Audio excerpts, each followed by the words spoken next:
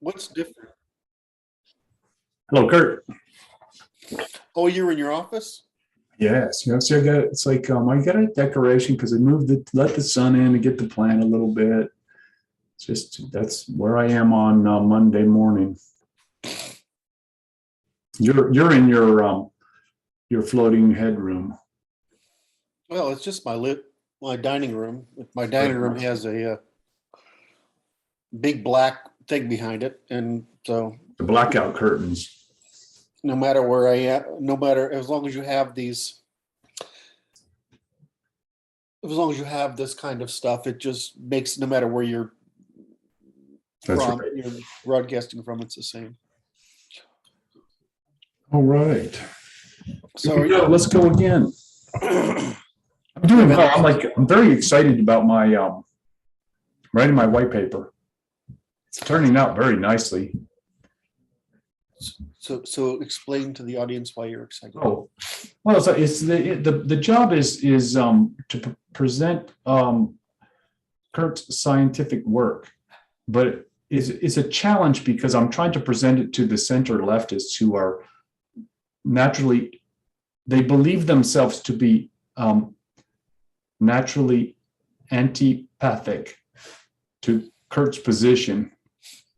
So they're like, they have a strong immunity to even thinking about Curt. It makes them, revolts them a little bit. So I have to give them antiemetics and make them swallow the pill.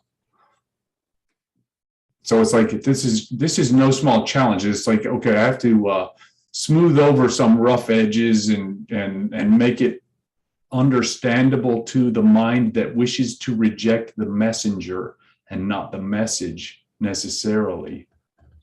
Because it is the intrinsic bias or intuition of the people will be to reject the messenger, because that's the That's how they're. that's the neural parsimony at work.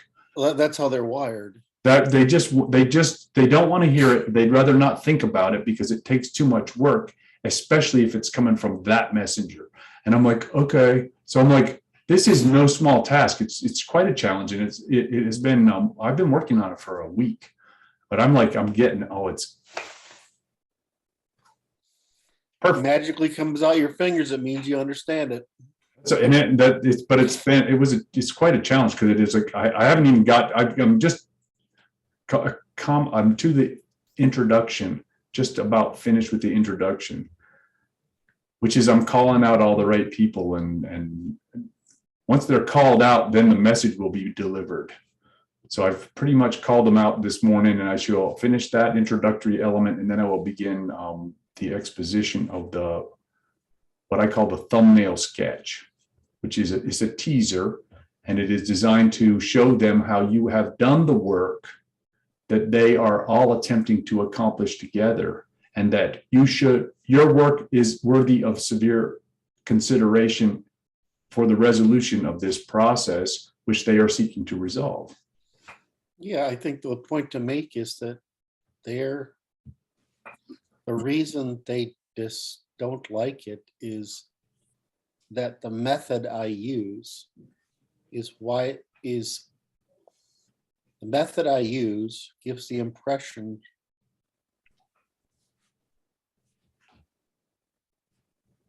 the falsificationary method, right, is to attack everything until only the truth remains.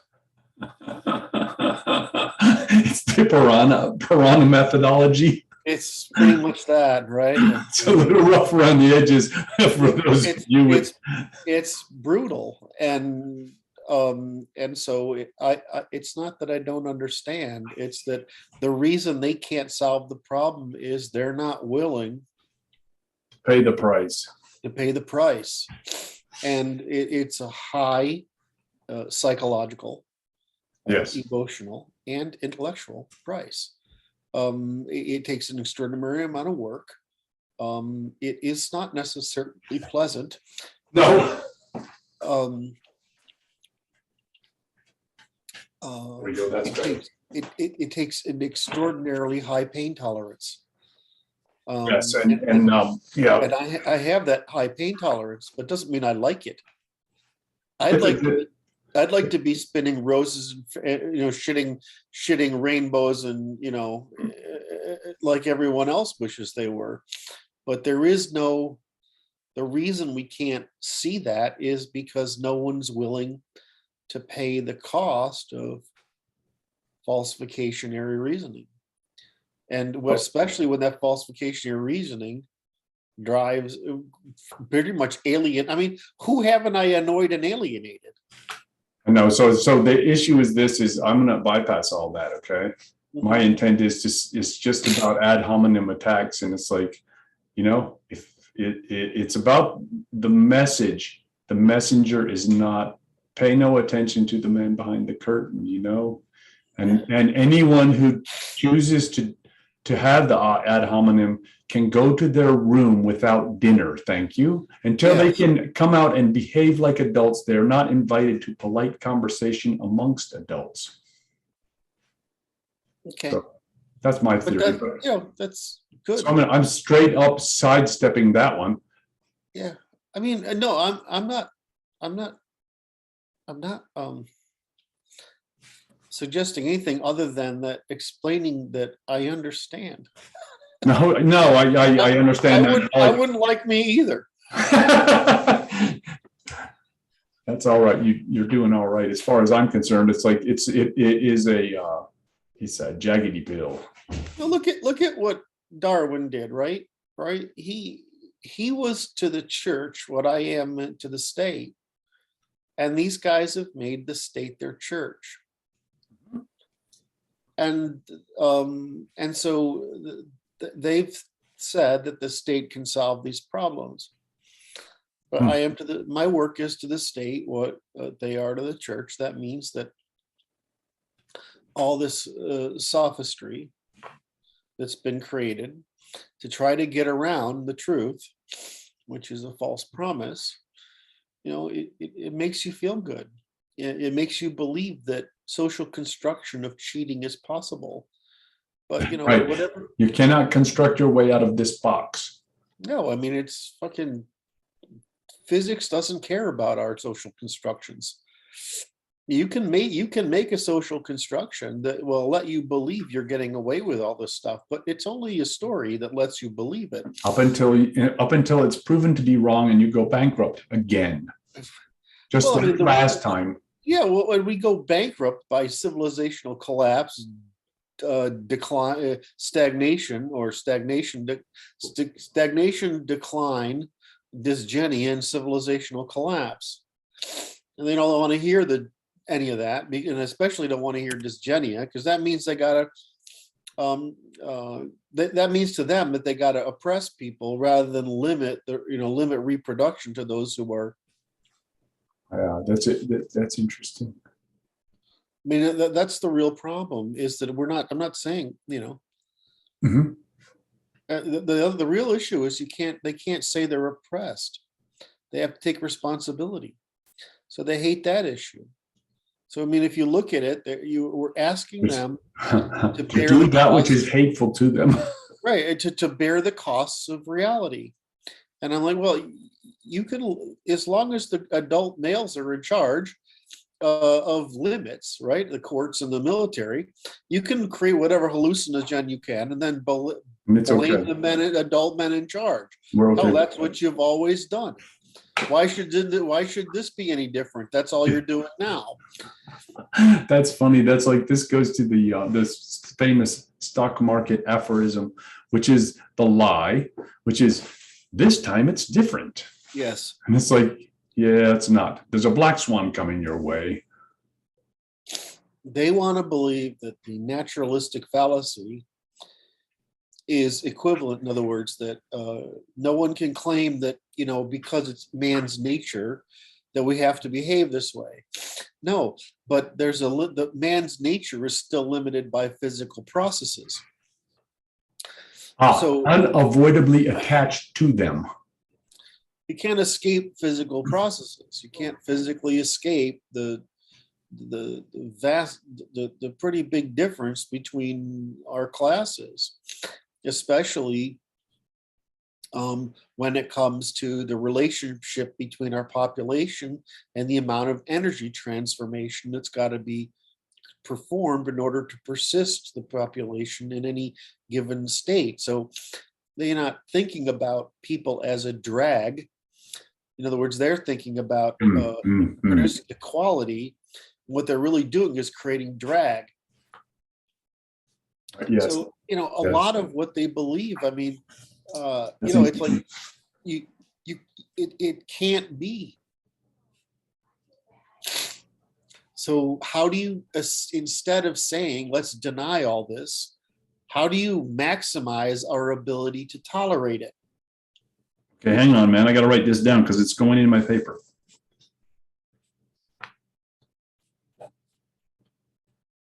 So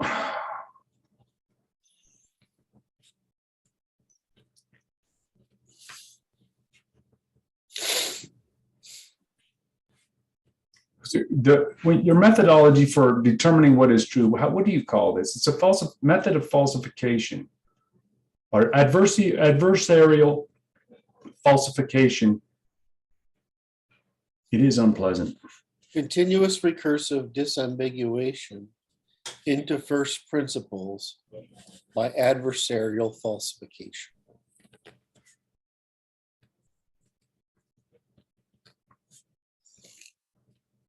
It's called exhaustive falsification. It's exhausting, all right. It is fucking exhausting. I'm just, because I was going to sidestep it, but I think I will just step into the blade. Well, I mean, it'll work. I know how to make it work after having this little tiny discourse we've had this morning. So see how much you helped me? You don't even notice. Doesn't look like any help has been delivered at all. I'm just bumbling around in the dark like the rest of us, man. Adversarial falsification? The difference is a guy with a single candle looks brilliant in the darkness. What is that? What's the name of that guy? The man looking for the wide. It's the lamppost. Lamppost something or other. You can look it up. It's the lamppost. There's the lamp of knowledge. He's carrying around a lamp of knowledge, looking for one wise person or something. So continuous recursive disambiguation to first principle by adversarial falsification, exhaustive adversarial falsification. Correct. It's extremely tedious. Tedious. It's so much work. There's no other way to get there, though, huh?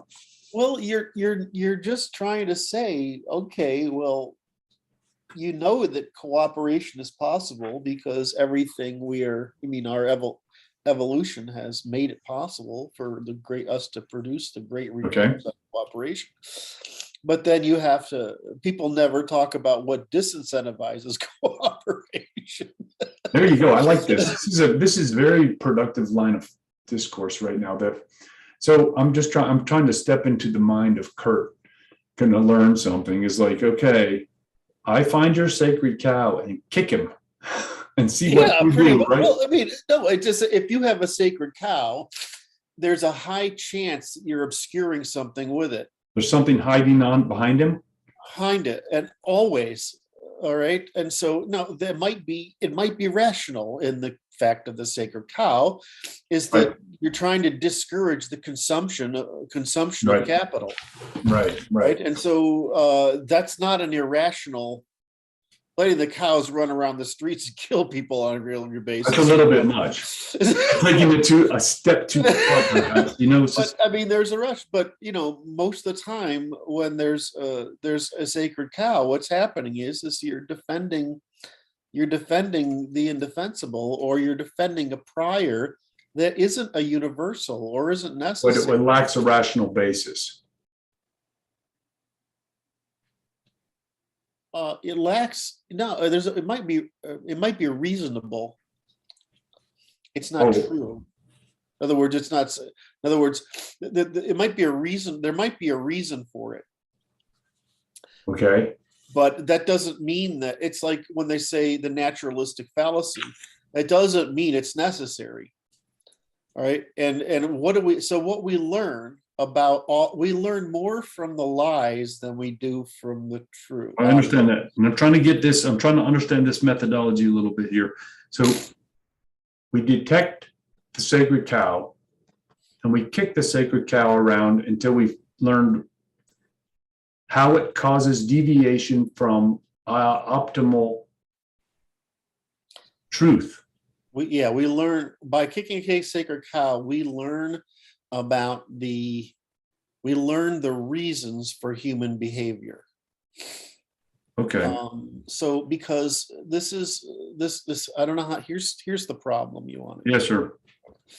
Is that people there's a reason for the replication problem in the behavioral sciences. Okay. Is that people actually can't speak truthfully. Okay. Right? I mean, they can't because they can't compartmentalize anything.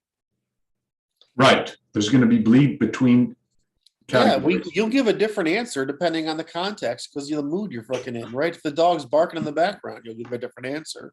You can't compartmentalize. But the more it'll affect your signaling, how other people interpret you, the more you're likely to give a conformative statements to the signal. And you may not even realize it. Right. So this is the difference between reported behavior and demonstrated behavior. Okay. So I see. So the adversarial process demonstrates the behavior. The purpose of adversarial process is to produce demonstrated behavior. So if I kick your sacred cow, Oh my. the means by which you defend it tells me about your demonstrated behavior. If I ask you the questions about the sacred cow, you'll make up all sorts of shit to justify it. Right now, and this is what people do, right? They just make shit up. And we know that's what people do. So if you want to get to the truth, which is why we have adversarial courtrooms, right? Which is where the concept comes from, is that you're trying to understand motive. Right. So the motive goes to the first principle. The first principle. And so you're trying to go from, so it doesn't do you any good to ask people what they believe or think or whatever. You start stepping around, kicking stuff over. You just don't do that. It doesn't work. It's pointless. This politeness is just not going to be productive at all. Right. I mean, it isn't. I mean, it's a pretense at cooperation, which is it's simulated cooperation. Yeah. Moreover, the people most willing to virtue signal are the people most likely to talk to you. Yes. And so what you do is you go after every claim that doesn't on its face appear true, or any virtue signal, or any sacred cow. Because what you're doing is you're trying to provoke the response that generates demonstrated behavior. It allows you to discover the first principles. So this is me having a conversation with Curt, like for the last year. It's like, I'm like, Curt, he's doing this, he's throwing darts at me. And it's like, response, and it's like, well, that was boring. Like, it's kind of curious to me. It's like this, it's like, what's Curt's impression of Brad's sacred cows? That's just funny to me, man. Because you're like the reason it's fun to play with you is because I know they're not going to work, but it doesn't mean I'm not going to try. just to see what happens. Just to see what happens. It might make a little bit of an impression. Dude, you're as stubborn as I am. It's not going to make a difference. It's just funny to me. I'm like, okay. No, I had that impression because I hear the darts whizzing by, and I'm like that was close. It's a great example of why do men like a certain class of what we call uppity women, is because they're not fragile. That's right. You know, That's you right. feel you feel safe around them. That's You know, right. You can't, they're not going to get irritable because it's like, you're just being a dude. you just being a douchebag, and we love those women, right? Because that we don't have to worry about female landmines, That's right. That's right. right? That's And you right. do. There's certain ones like you That's don't make right. fun of her lady parts and that kind of stuff, right? You know, I mean, but I mean, otherwise they're not. It's you, That's right. otherwise, so we like that, but it's the same thing with our friends, right? We want people that we're not afraid of stepping on landmines with. Well, the problem I have is that in order to find out what the truth of anything is by a process of elimination, I go around hunting for Looking landmines. for the landmines. It's like somebody got to be that guy, right? Right, and it's because it's only through, I mean, you can tell when somebody's and so here's what I do in King of the Hill games is that people will start out with all this warfare, Yes. right? But people wonder why I stick with the game so long. And it's because you will eventually I will keep insulting you, right? Until exhaustion. It's to the finish here. Exactly. Because near the end somewhere, you will say what you really mean. Oh. Right. That's interesting right there. Right. And because you'll be too tired. It's the bull, right? The bull's getting little spears stuck in it the whole time, and it keeps fudging at the flag and whatever. And eventually the bull gets fucking tired. Right. Well, I mean, that's what I'm trying to do. I'm trying to exhaust your capacity to lie by, virtue signal and lie and moral outrage. Oh, I'm trying to exhaust. And somewhere in that end, I'll get the truth out of you. Okay, so here's how I want to know how that scene in you can't handle the truth. Yes, I did. I gave that order, right? I mean, you're trying to get the person there. There, right. So the issue in my mind is that how it ends always, or do they sometimes just abandon the field? They'll abandon the field.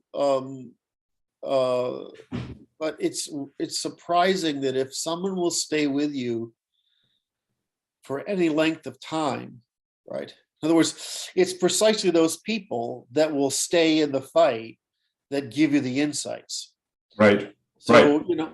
The not quitters. The quitters are not useful. Well, no, because you haven't got them there. And so the problem is that those, the beauty part of it is you stick with people all to the you can't handle the truth moment, right? I mean, to the point where they get there and they give up the lies. You've planted that seed. That's it. So my mother-in-law liked to argue with me. Okay. Yeah. She was truly a communist. Okay. Yeah. I figured it out. It was chilling learning that, but it's like her husband, she liked to argue with me, but her husband would be waiting around. He'd be like floating around. And as soon as I start getting to where I'm like going to start pushing, he's like, I don't need to change the subject. I'm like, oh, is that what you're changing the subject for? Right. So it's like that off the rails. We're not doing that. Okay. And that was all okay. Just good, clean family. So the problem you face, the problem I face, is that the adult makes a calculation. And the anyone on the left makes an empathization. And so this is what the difference is. They're solving for agreement, not truth. Well, they only have the privilege of solving for agreement if the few adult men have taken off the table the privilege of solving for falsehood that destroys capital. Okay. And so, I would say that what we really need is an alliance between if we're going to make any progress, between the judges, which is the right, like us or whatever, okay, and the priests, which is the left. Yeah. And that's going to have to come from the center right and center left, because the extremes are fucking crazy. You agree. You just can't do it. Very good. Well, I wanted to say this too. Now, this to change the subject a little bit, is that I think our work has been very productive recently. I'm very much enjoying going through this law process. It's very interesting. Right. I don't know. I'm enjoying it, and I think it's productive, and it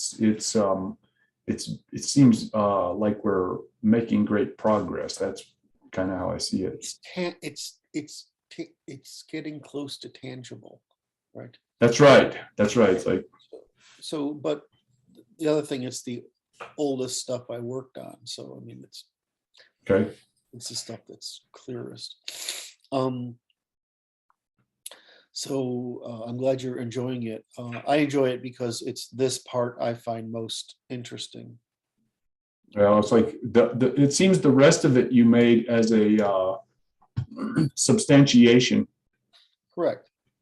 I mean, if you've got down decidability, truth, you decidability of the grammars, truth and reciprocity, or with demonstrated interest. I mean, that's the whole fucking bang right there.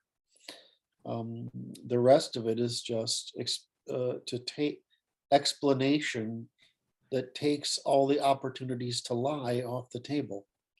Right. So that's why I say is people say you're trying to put the theory out, but no, I'm trying to put the theory out and defend it from all comers.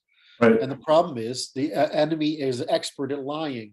They're very good at they're good at playing exhaustive king of the hill games because they're exhausting verbose. You know, and it's like, you know, it's the cost of truth is quite high. The cost of falsification is quite high. The reason we evolved justification, which is excuse making, or at one hand, or just explanation on the other, is because it's cheap. Right? I mean, it's cognitively cheap. It's memory cheap. It's behaviorally cheap. It allows imitation. It allows sympathy and empathy. But the problem is truth is obtained by removing, you know, all the alternatives. That's so it's extremely costly. It's much cheaper to build a clay sculpture than it is to carve away stone, and it's much more error. It's more error tolerant. You make an error in the stone and you break a piece off, well, you're done. He's done. I guess I'm starting over. Be real creative, right? It's like, no, that was supposed to be Vincent Van Gogh. Yeah, exactly. Jesus Christ. That's not right, man. Oh, it's horrible. So, I mean, it's complete. It's just like I said, it's like we're taking this mirror to all of intellectual history and saying you've got it backwards. No, it's the cheap way you've been doing it is the reason you fail. That was this is the expensive way to do it, right? It's really expensive. It's really time consuming, but it's the only way to get there.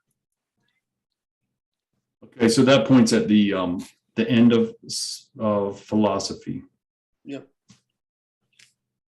The cheap agreeable method is over, right? Yep. And so what you do is you say, okay, here's the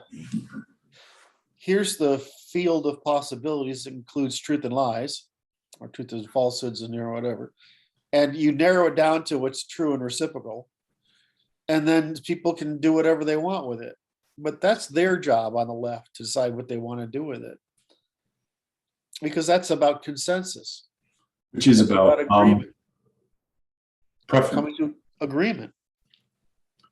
We don't care as long as it's not false or reciprocal. There you go. There you go. Or irreciprocal, including false. You know, it doesn't matter. It doesn't make any difference. Irreciprocal is an independent axis. Right, and truth and falsehood are just a property of reciprocity. So just in any interactive process. So I mean, technically, you're being irreciprocal with yourself if you try to lie to yourself. Which is an interesting premise because it's frequently done without one's full awareness. Right. I mean, and again, this is why I say consciousness.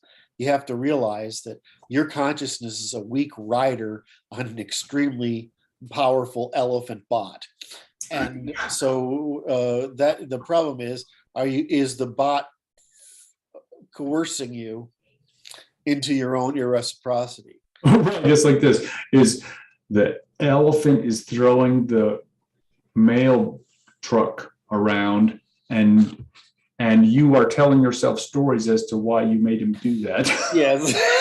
It's like, have you ever seen those pictures of movies from India? It's like the elephant got mad and is throwing motorcycles, knocking trucks over. It's like, wow, that is a bad dude to mess up. It's like I always that's part of why I try to understand India's psychology, because they have tigers, Yeah, they right. have elephants, No, really, that's a tiger over there. and they have elephants. And so, I mean, you're in a situation where there are things that are illogical beyond your control and can eat you. They have agency.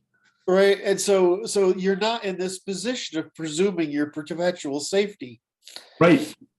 And so I actually, that's one of the things I like about their frame, is they haven't succeeded in eliminating the dangers of nature sufficiently to assume that there are no dangers in nature. Right. Because it's like in the West, it's like this. The caterpillar driver with the machine hurts something or someone, and we know whose fault it is. It's the driver's fault. The elephant driver, he not so much.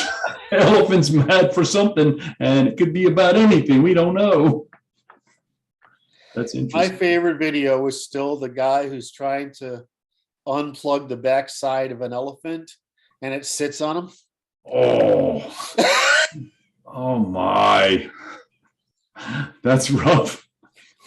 And he goes inside, right? Oh no. Oh yes. Have you seen this one? Oh no.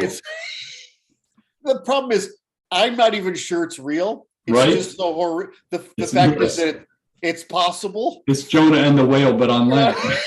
It's Leviathan. It's way worse than Jonah and the Whale. No, it's not. What is the other one called? There's Leviathan is in the deep. That's the whale. What's the land one called? The behemoth. Yes. There you go. Oh, that's just beyond me. That's right. Now that's a great introduction. You're all warmed up. Well, I have a question I want to answer for the audience that someone brought up. Ah, very good. And it's along with what you just said, which is a question / criticism. Uh-oh. No, it's okay. And a guy said to me, well, I've been following you for this long, and I got brought in by John Mark. Right. And you're just getting no traction on the right. And what it sounds like, as you're going through all this, is that you're actually pretty mainstream. How boringly so, I must say. And I'm like, yeah, what part of you guys hate me? Did you not understand? What part of I'm trying to solve the problem for everyone, did you not understand? Did you miss, right? What the fact that I say, if you want a small, homogeneous, ethnocentric polity, that's part of let 1,000 nations bloom.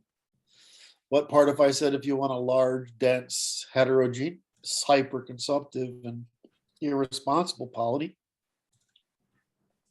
let 1,000 nations bloom and let the market solve the problem, right? I mean, that's a very liberal position. The classic liberal position. It's a classical liberal position. It's like, that was aimed at Jordan Peterson. That's why I said these magic words. So, I mean, wait, it's not even controversial. It's so out of character for you, Curt. It's not even inflammatory at all. It's boring. I mean, I'm writing, imitating the founders. I'm just I'm finishing the Western Rule of Law project, producing Rule of Law, that allows us to have markets in all aspects of life. Wait, I'll like just say this. I was in my paper I'm writing, right? I was writing about lab experiments with rats because those are the most interesting ones, I think. And it's like it's the lab experiments with rats, and it's like it's just that your lab is so much more annoying to the participants, and they actually can write something and squeak about it better than the rat. Yeah. So you just don't like Curt's science. It's just science. And I'm open about what I'm doing, and that doesn't matter. Really? Wait, so let's talk about that. That's interesting. When you say you're open about what you're doing, what does that mean? If you go to the website, you go to methodology, you drop it down. The bottom entry is King of the Hill games. No kidding. I've seen it. Methodology. Right? Okay. And it's just like, here's what I do. Above that is answering criticisms. Right? Gotcha. So it's answering criticism, King of the Hill games. I probably should reverse them. King of the Hill games. Yes. Because you get criticized after more than you do. But until you've done them enough, then you get it criticized before. So I'm like, I'm telling you what I'm doing and why I'm doing it. It's the reason I just stated. And the thing is, because moral outrage is the way you get testimony from people. Oh. No, that's interesting. So let's talk about that for a second, which is moral outrage is when pressed, they resort to their intuitions. Correct. Is that fair? And an intuition is most closely representative of their true morality, or what they think is their morality. Right. Well, it's what they really are willing to act to defend. In other words, that's right. What they consider their property. Right. You understand? Yeah. And that means not just their personal status, their personal well-being, their neural economy that they've invested in. But that means the people they're allied with, the beliefs they have about the world, the justifications for their actions. There you go. And how they want to politically ally with people. So it's this huge spectrum. So it's only by getting there. The thing is, I can tell people this exactly what I'm doing, and the bot is in such control they can't do anything about it. It's the elephant, man. That the rider's on for the ride and doesn't know it. And all the rider is a lie box. It's just a speaker that's telling the lie to justify the elephant speech. Right. That's all that's happening. And so that's what people hate. What people hate, they can't address the fact that that's all that's going on. Is that they're just making up shit to throw against the wall to justify what the freaking elephant is telling. You're just trying to shut Curt off. It's all it is. And I'm like, dude, it's like you're like a donkey I'm holding out with a stick with a carrot on the end, except it's coming from the backside. This is fascinating. So it goes to this Babylonian control systems, okay?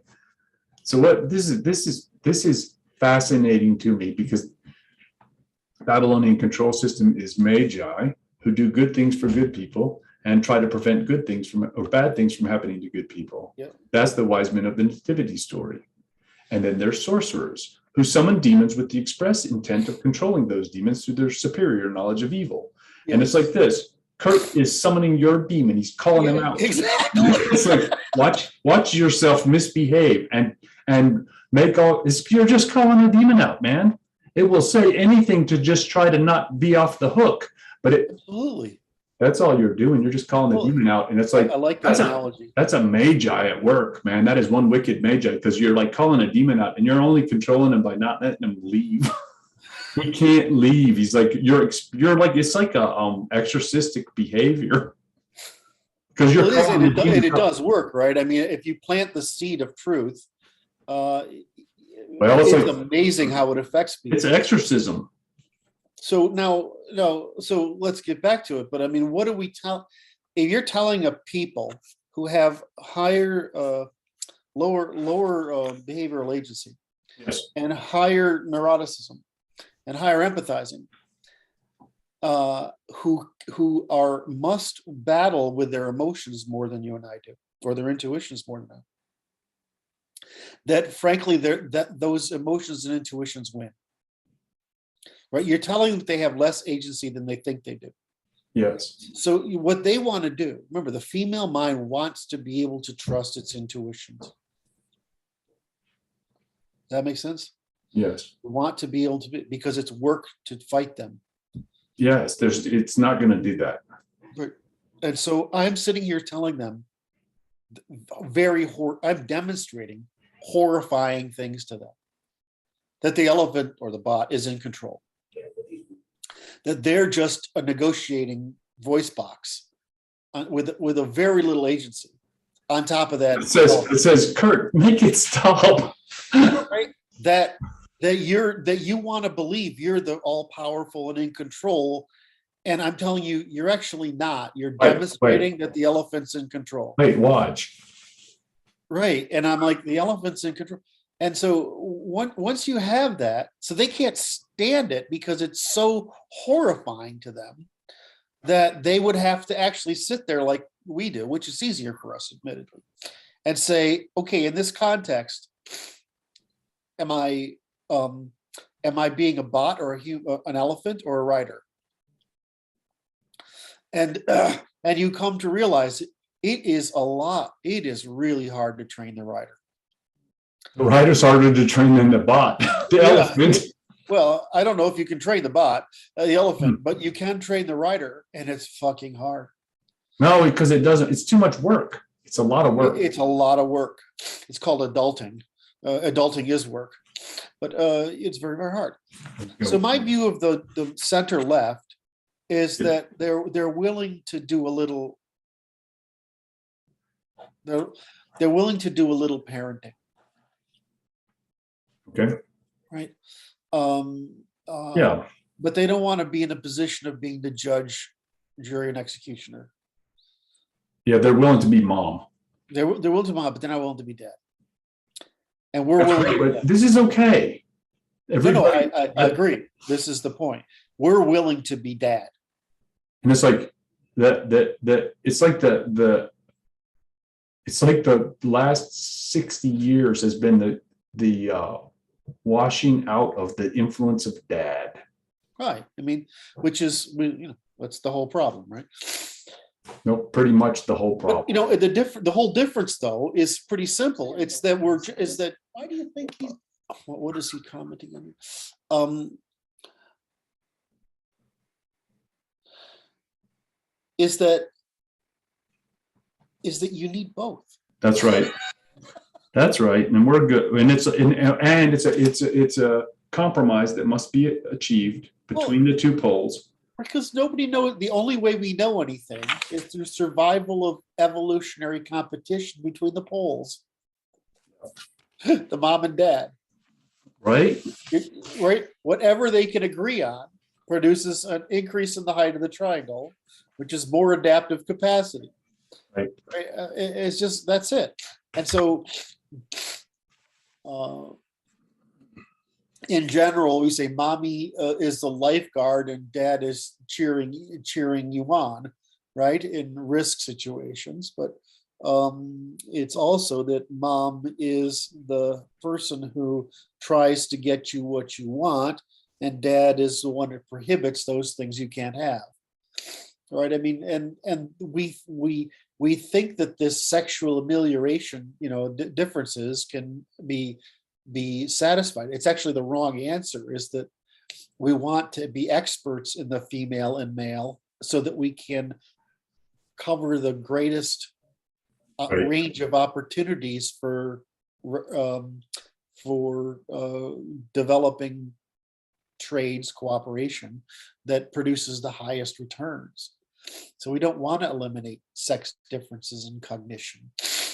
We want to find the vehicle for the terms of negotiating across our sex differences in cognition, because that pole between male and female is the same thing between the dipolar nature structure of the universe.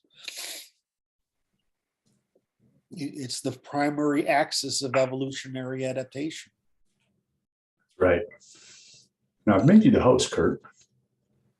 Okay, so I want to bring up two things. Okay. Along the same lines, this guy says, well, So I'm just going, he says, well, I've been following you for a long time and I got started with John Mark and I'm going to have to move on. And I'm like, well, I understand. And that's completely okay with me. But John made that movement, right? It was his idea to take my work, and I agreed to help him to see if we could take the disenfranchised boys and turn them into a political faction because no one else was, right? And so we used my work to say, you're right about these things and you're wrong about the others, right? They didn't want to hear that they were wrong about the others. They only wanted to hear what they were right about. And when we went out there, they wanted us to resort to violence instead of to just stay on our very libertarian message, classical liberal message, which is that everybody gets what they want as long as we have rule of law and let 1,000 nations bloom. And our goal is to produce the opportunity for 1,000 nations to bloom. Well, of course, what will happen under 1,000 nations bloom is capitalizing societies will be better off than hyper-consumptive society, but both will produce goods that the other wants, right? And so over time, you'll get the people who are more biased to the goods of capitalizing society will migrate there, and the people more biased to hyper-consumptive society will move to those places, and we'll find some sort of stable equilibrium. That's fine. The only thing that has to happen is that you have to maintain just as we're finding right now. I hate to be proven right by the best means, but just as we've proven now that federations have to stay federated, right? I mean, if you join a federation, the whole purpose of a federation, you can only have 1,000 nations if you federate into an alliance, right? And that federation has to only do two things. It has to provide mutual defense. That mutual defense has to be, the insurers, the federated, Right. and it has to be inescapable, right? And then you need a means for the resolution of differences between the federation. Members. Yep. And that's all you need. Well, which is what we call a night watchman government, which is what the United States needed to be, was a night watchman government. It's what we need to devolve to, which is a night watchman government, which is, it doesn't have any say in anything other than the resolution of disputes between territories and the states, and the mutual defense of the equal defense of all territory. And it's an anathema to those who want the government to do good. Well, they can do good at their level. They just can't do good for people who don't want to good. They can't have their sense of good. No, I'm talking about at the federal level. That's what I mean. Oh, I see. No, the federal level. Well, I mean, the problem with the federal level of doing good is that the federal level has debt capacity. Yeah. And so at the local level, you have lower debt capacity. So it means that you have created an equilibrium, right? It also means that if you're in a federation, some states are going to be poorer, yes. Some are going to be wealthier. The difference is when you have self-determination by self-determined means and you're responsible, you don't mind being poorer. No, it's a choice. It's a choice, and you can act on it because you have low power distance. So, right. I'm going to pick on Romania because I have Romanian friends, because there are libertarians in Romania. And Romania is an interesting place because it's post-Soviet, whatever. And Romanians are a little crazy. I don't know if you know that or not, but there's a certain kind of the gypsy thing got through to them somehow, right? I don't know how to describe it quite a bit, but there's a sort of there's a bizarre, I don't know, I can't put my thumb on it right now. It's like the Indian thing. I can sort of feel it, but I can't put my thumb on it. But they're a little crazy. Anyway, but they're like, we're going to be this way, and we'll get there. Right? We'll just work toward it, but we're going to work toward it at our speed, which basically, right. As each generation dies off, they're going to make progress with each new generation, but they're not going to try to fight that by transforming all these generations. Or the Hungary thing. Well, Hungary is like, we're not letting this woke shit in here. we're going to go with the Putin attitude. Well, now they've got a different mindset because now it turns out Putin wants to eat their lunch. The Hungarians like, no, well, that's exactly why you want a federation, is so that, some people can do what they want. Right. Everybody gets to do what they want. If you're I would make the distinction between a federation and an empire. And it is that's the difference, is a federation versus empire. But the empire is trying to do a good thing at the highest level of government, which is incorporation and consolidation and homogenization of some type. Empires are a via positiva, and yes, are a via negativa. There you go. That was good. That was good. And I have a bit of, so that's the, so I mean, if you want to say, I keep telling people, I'm a classical liberal, right? The fact that the right is right about a lot of social things doesn't mean they're right about what to do about it. That's correct. Right? Or that they're organizable of anything into a mob. That's correct. They're not, right? Or that the factions can compromise between the fundamentalists, the ethno-nationalists, the civic nationalists, and the Nazis. It's a form of fundamentalisms, yeah. They're just a bunch of fundamentalists right across the spectrum. And these are non-compromising, overconfident male positions that lead to their own demise. Okay, well, great. Self-limiting problem, we say in medicine. Yeah, exactly. They're self-limiting in their ability to achieve political ends due to their failure of cooperative potential. Right, because they're just bots. It happens to be, if you're a male biased bot, you'll happen to see all these falsehoods, right? That are out there, right? But it doesn't mean you know what to do about it. Yes, it means but you're biased to a particular interpretation of events. Well, I mean, they all interpret the events the same. What they want is a different solution, right? They want a fundamentalist, a civic nationalist, an ethnocentric, or a fascist. So that will be their orientation is different. I'm looking at mapping it to the OODA loop. Okay.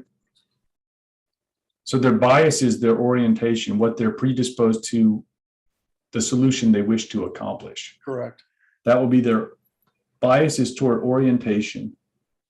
And then their decision is based upon their orientation. Correct. It's not based on victory. You have to fight an enemy on their terms. You have to get inside their OODA loop. Right? That's what OODA loop means. Get inside their decision-making structure. Right. Well, if the enemy specializes in baiting into hazard, and all you do is take the fucking bait, who's in control of the OODA loop? The enemy. The one feeding the elephant. Yeah, I mean, it's just fucking.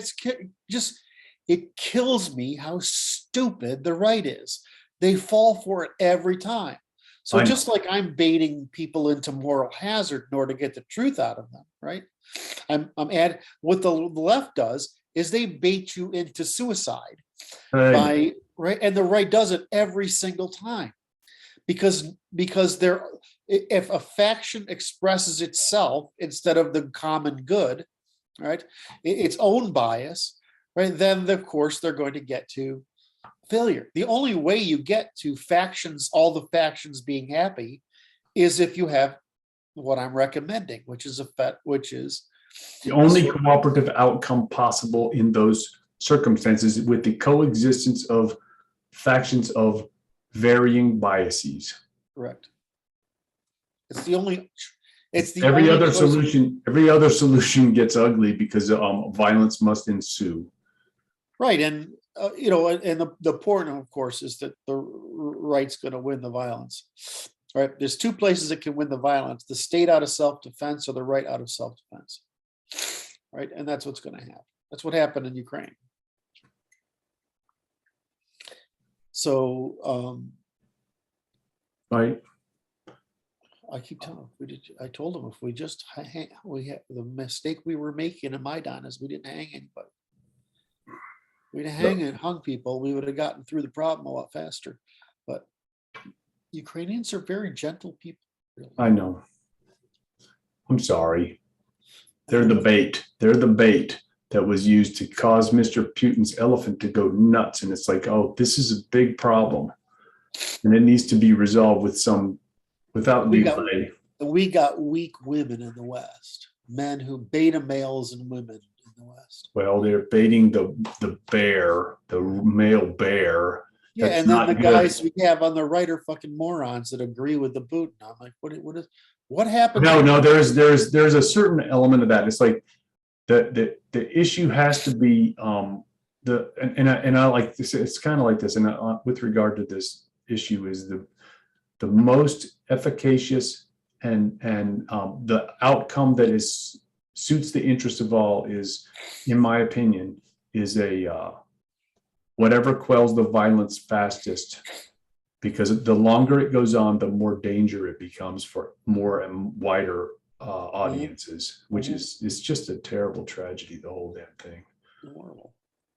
All right. So the next one is Martin saying something funny. So on the 6th, which was yesterday, in our chat, and I said something like, I'm surprised at the quality of the Telegram channel.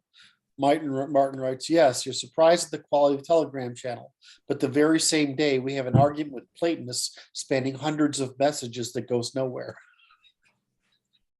That's funny. So Platonists, I want to discuss this because this is in the paper, which is the idealists versus the realists, right? Which is Plato, Aristotle, in my mind. And it's like, I call it idealism versus realism or empiricism. Yeah, it's actually literary argument versus empirical argument, right? Scientific argument. And so this is the problem is literature is more available. In other words, it's more accessible. It's cheaper. It's cheaper. Yes, it's cheaper, and it's a bridge. It's a bridge between science and religion. Okay. Whereas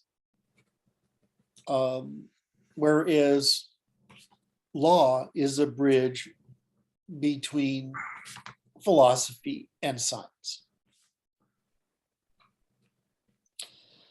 And so you can say a lot of, I don't know. I read Plato and I think it's fucking ass clownage. But some people say, well, this is the foundation of philosophy. I'm like, well, that's the fucking problem. The question is, why aren't you reading Epicurus, Aristotle, Epicurus, and the Stoics?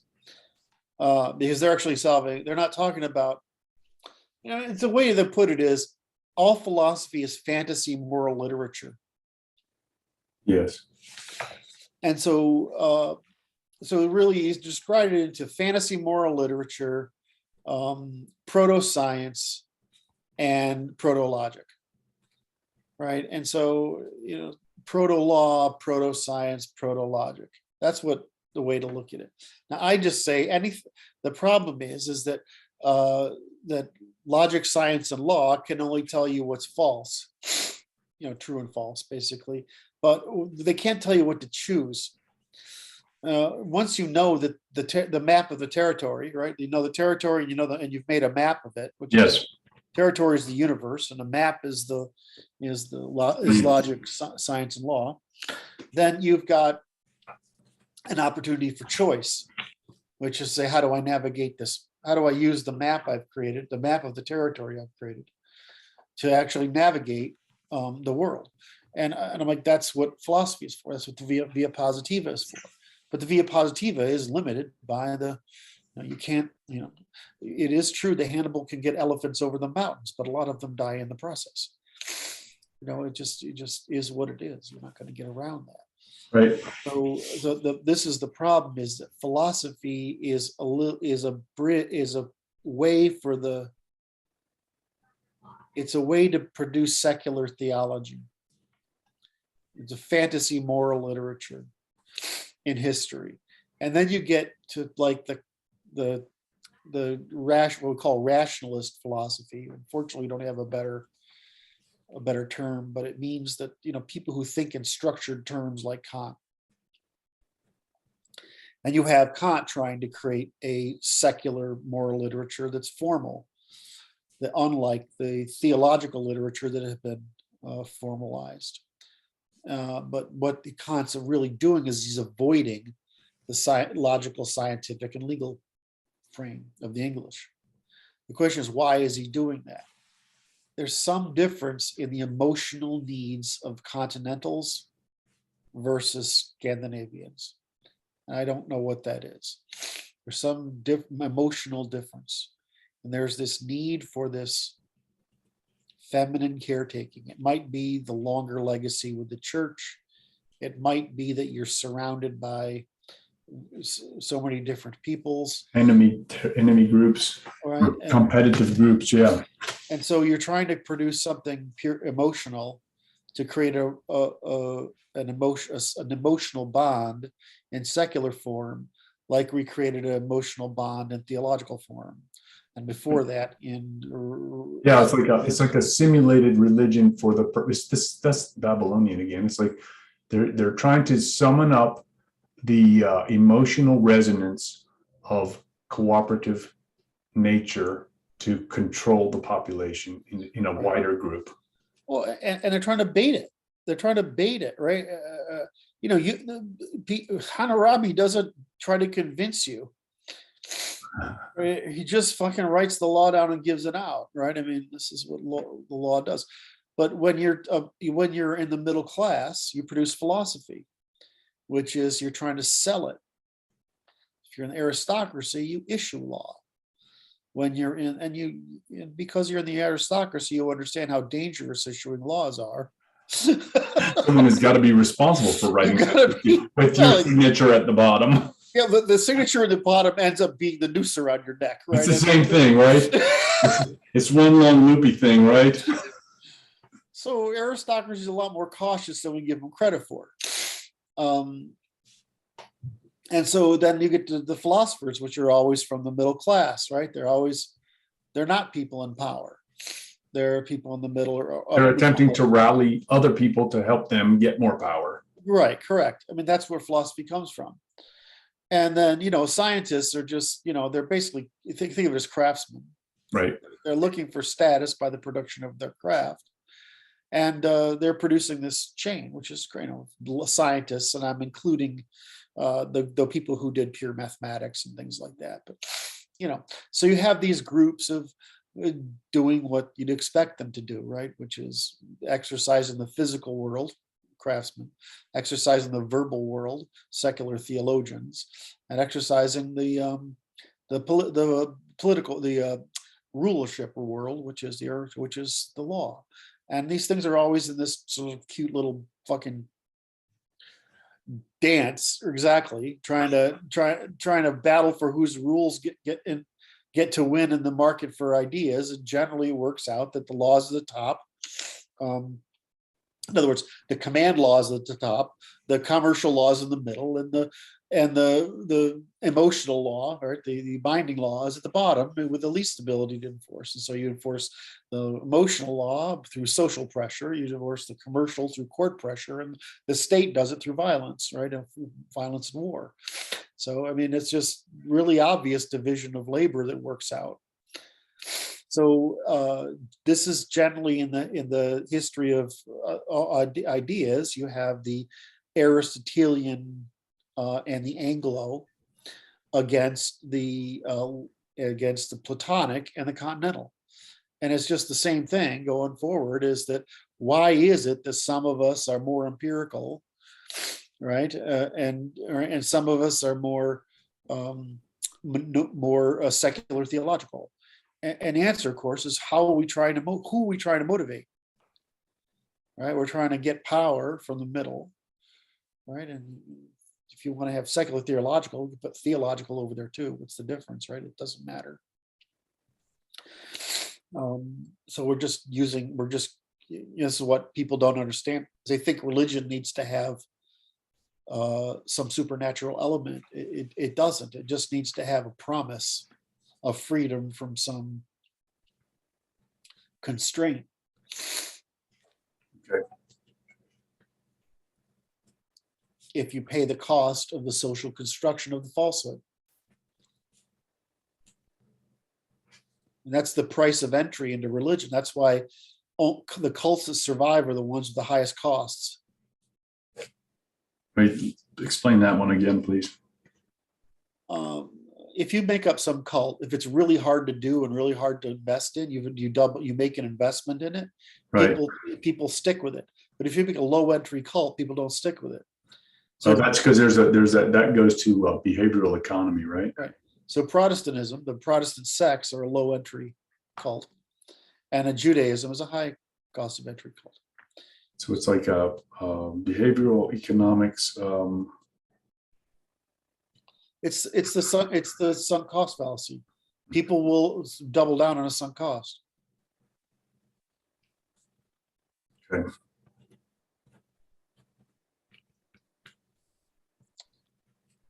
Okay.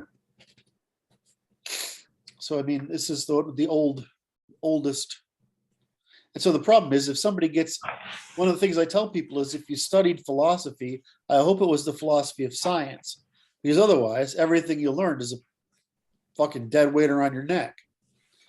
It's the same thing with theology. I'm glad you studied theology. I mean, for you, it's okay because you have this, you don't look at, but I mean, if you studied theology as a way of decision making, in other words, for yourself, if you study philosophy as a way of decision making, if you studied Marxist ideology as a way of decision making, Right. You've heavily invested in a falsehood.